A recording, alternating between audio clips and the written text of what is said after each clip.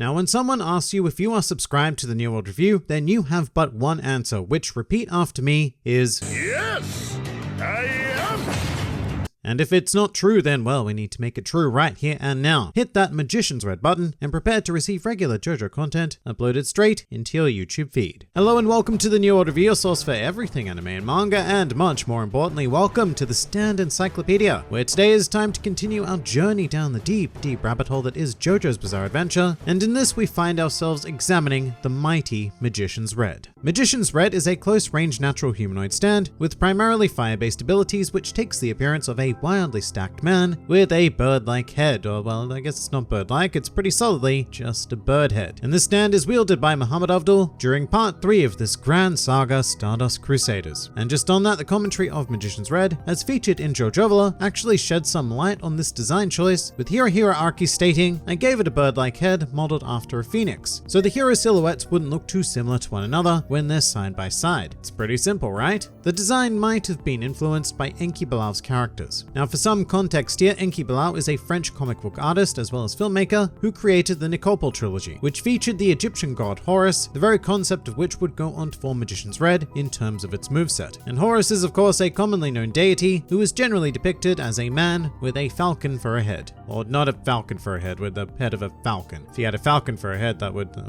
look even stranger. But I do find it fascinating here that Araki's entire decision-making process surrounding the creation of Magician's Red was simply that he wanted an incredibly distinct visual variance between the stands of the main characters. And you know, if Magician's Red was simply another basic human guy thing, then maybe, yeah, it could look a bit too similar to Star Platinum, and I have to admit it certainly is effective. And I think you can see this very basic concept at play with all of the stands possessed by the main cast of Part 3. Araki goes to great length to craft distinct entities that could never be mistaken for another, whether it is through color, texture, size, or even bird heads. Now, in regards to how it fits into Part 3, as we know, the majority of stands featured in Stardust Crusaders directly correlate to tarot cards, and in this case, Magician's Red evokes the major arcana, the Magician, although it is also known as the Magus or the Juggler, depending on your particular deck. But basically, the Magician represents divine immanence, which very basically broken down, alludes to the presence of a spiritual essence within our ever mundane reality, which actually pairs extraordinarily well with Abdul, because of all of the Crusaders, he is probably the one who embodies the greater concepts treasured amongst humanity most. You know, he's an extremely loyal, mature, capable leader, as well as an incredible strategist, and Abdul just in general tends to have things a bit more figured out than everyone else. As such, he certainly stands apart, pun not intended, but I'll take it, at least to me, as a more divine presence than the other more heavily flawed members of the band. With that said, I guess there was that one time when Abdul did piss into that guy's mouth, so look, nobody is perfect, but Abdul would certainly be the closest thing we have in Part 3. That's not all though, because when used in divination, the Magician signifies talent and potential, informing the target of said divination that there are key choices to be made for better or worse. Certainly worse if you encounter the Magician in reverse, but very importantly, the Magician is often associated with beginnings, which makes an awful lot of sense because Magician's Red was the very first stand seen in its full glory in JoJo's Bizarre Adventure. Now, as for what this fire birdie can do, let's take a look at some stats, and initially this stand could seem, a bit underwhelming. Having scored a B in power, speed, and durability, whilst attaining a C in range and precision, whilst invoking a shameful D in its developmental potential. It's fairly solid in general though, I mean it's not the paragon of perfection that Star Platinum was, but Magician's Red is more than a passing grade, we'll give it that. In regards to power, there's nothing really to be complaining about with a B, and Magician's Red has demonstrated some pretty fearsome combative force, such as when it was able to shatter the armor of another stand, Judgment, with a mere singular kick. And as much as I don't want to put too much stock into letters, Judgment had a B rating in durability, so we are looking pretty good for Magician's Red here. However, unlike many of the other punch ghosts, Magician's Red primarily showcases its power through projectile flame attacks. A great example of which would be a Crossfire Hurricane, during which time the stand is able to conjure a series of flaming arcs to be fired at an enemy, with each resulting in some pretty damn devastating damage upon impact. However, this is far from a simple, blunt, big old projectile, because the stand is also capable of adapting this technique to cover a much larger area, or deal with copious amounts of opponents if need be, through the Crossfire Hurricane Special Invocation, which does see Magician's Red conjure an arc but then split it into many many smaller Ankhs for a greater area of effect style attack. And also, just in case you're not familiar, an Ankh is an Egyptian hieroglyphic that is used to represent life, and as such the possession of one can be seen as an extension of life. Or at the very least that was the idea. I don't actually know how well that worked for the ancient Egyptians, probably not great since they're all dead, but I do quite like how it is incorporated into Magician's Red as a more offensive technique rather than a preservation of life. There's a nice irony there. This actually goes all the way back to Horus though, because his eyes were said to be made up of the morning star and the evening star, aka the sun and the moon. The morning star representing power, whilst the evening star signified healing. So in many ways this super basic attack from Magician's Red actually perfectly encapsulates the idea of Horus by summoning that overwhelming flame power in the shape of the symbol of life. Very classic Araki thought given to this one here. In regards to speed, Magician's Red is also nothing to scoff at, because while it is certainly not touted to move at the speed of light like say Star Platinum, it was more than capable of facing off against Polnareff's Silver Chariot, which was granted an A ranking in the realm of speed. A lot of this was of course due to Avdol's more strategic use of Magician's Red in order to make up for the gap that did exist, but that does display that this stand does possess a fairly incredible amount of speed for that to even be an option.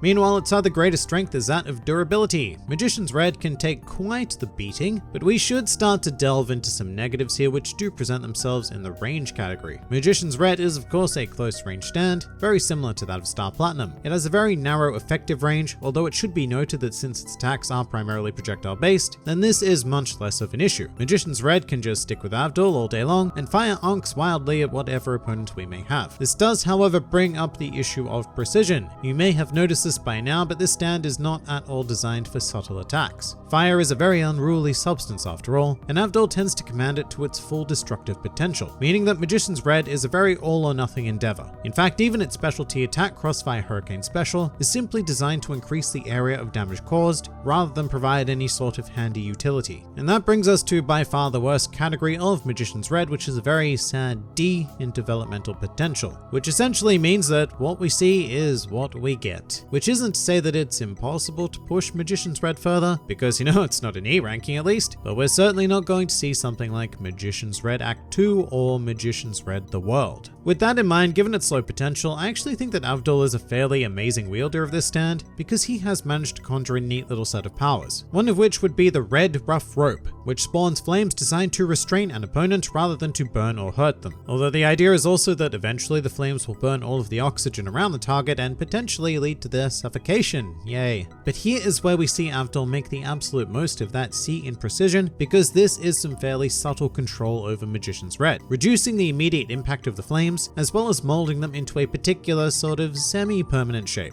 And another fascinating use of the stand by Avdol would be the Life Detector technique, whereby Magician's Red can produce a heat radar capable of detecting movements, breathing, and even stand energy, which is pretty insane, although that one time it was put to use was against an opponent who hard countered it entirely by having access to another dimension.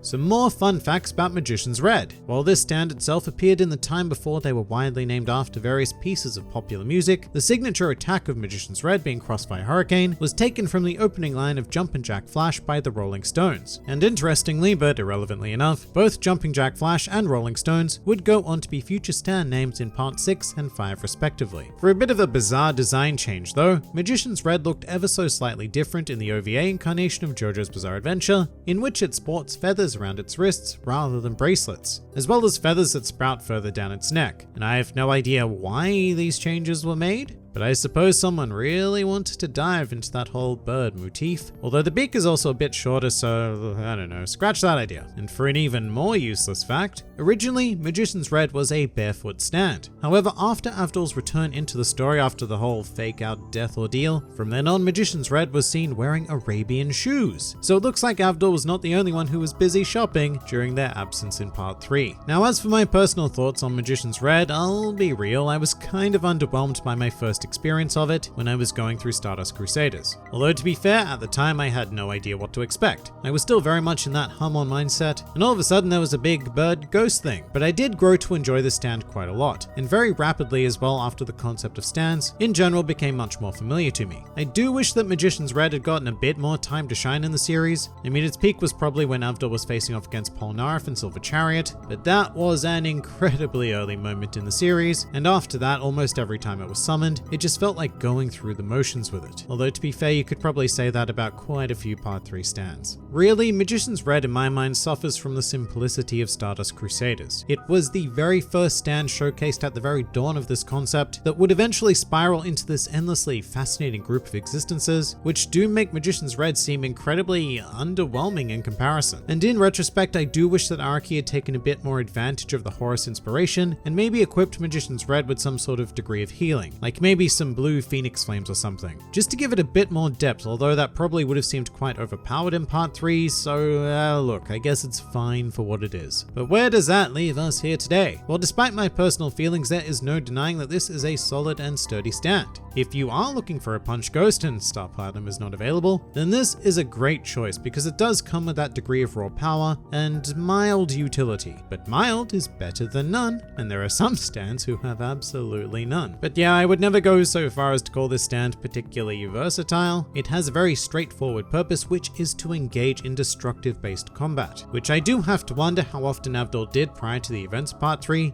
I mean, before Dio and Enya went wild with the stand arrows, stand users would have been pretty damn rare to stumble across. Although I can't deny that being able to instantly summon a Firebird is a nice piece of comfort to have in the back of your mind during any stage of life. And with that, I think we can officially add Magician's Red to the stand encyclopedia. But what do you guys think of Magician's Red? Please do let me know down in the comments below, or even join my Discord server. And if you're keen for some more JoJo content, then please do go and check out some of my other videos, or even subscribe to the channel for regular JoJo wonder delivered straight into your YouTube feed. But for now, this has been the New World Review, and I'll see you next time.